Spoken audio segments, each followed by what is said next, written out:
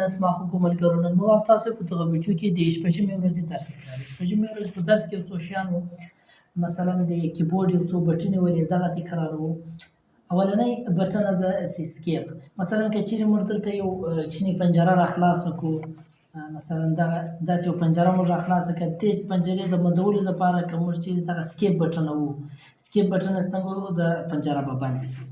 او دویمه بټنه ده ټیپ بټنه. ټیپ بټنه دا کار کوي چې فاصله کوي، مثلا دلته که موږ دا سپیس وو، دغه غټه بټنه دا هم فاصله ورکوي او ټیپ هم فاصله ورکوي. ټیپ داسې ډېره فاصله ورکوي او سپیس دا لږ فاصله ورکوي، ټیپ ډېره فاصله ورکوي. کیپس لاک بیا دغه کار کوي، مثلا که چیرې موږ ټول خط په غټه بي سي باندې لیکو، نو موږ به کیپس لاک بټنه وو، هلته چې دا بله اشاره ولګېږي نو به ټوله بیا غټه بي سي باندې لیکل کېږي.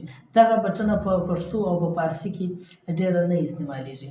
او شفټ بټنه چې بیا دغه بټنه شفټ بټنه بیا دا کار کوي، مثلا چې موږ په یوه بټنه کې دوه توري، مثلا اوس که دلته تاسې کتلی شئ چې دا یوه بې ده یوه پې ده، که چیرې موږ دا بټنه وو خو بې لیکل کېږي.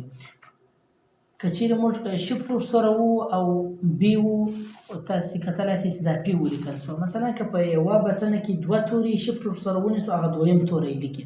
او کنټرول چې د کنټرول هم داسې کار کوي، مثلا که چیرې اوس موږ دلته دا شین ولیکو خو دی خالي شین لیکل کېږي، که چیرې موږ کنټرول ورسره ونیسو او شین وو، تاسې کتلی شئ چې دا انتخاب شوله.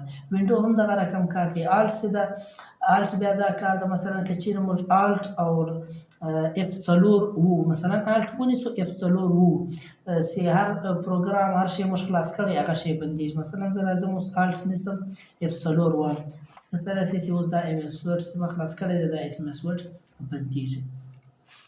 او دا بله غټه بټنه چې دا بیا د فاصلې کار کوي، مثلا چې فاصله ورکړو فاصله ورکوي.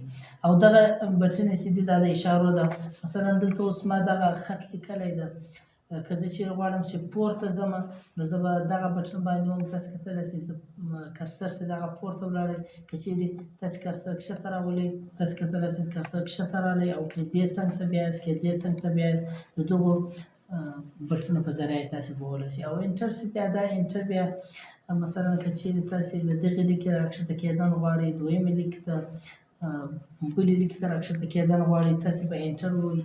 تاسې کتلی شئ زه انټر وم، بلې لیکې ته رالم، دلته زه انټر وم، بلې لیکې ته رالم. او دغه بیک سپیس بیا دغه بیا دا کار کوي، مثلا که دلته اوس ما یو څو توري لیکلي دي او زه دغه توري خرابومه، زه به دا بیک سپیس باندې ومه، دغه توري خرابېږي.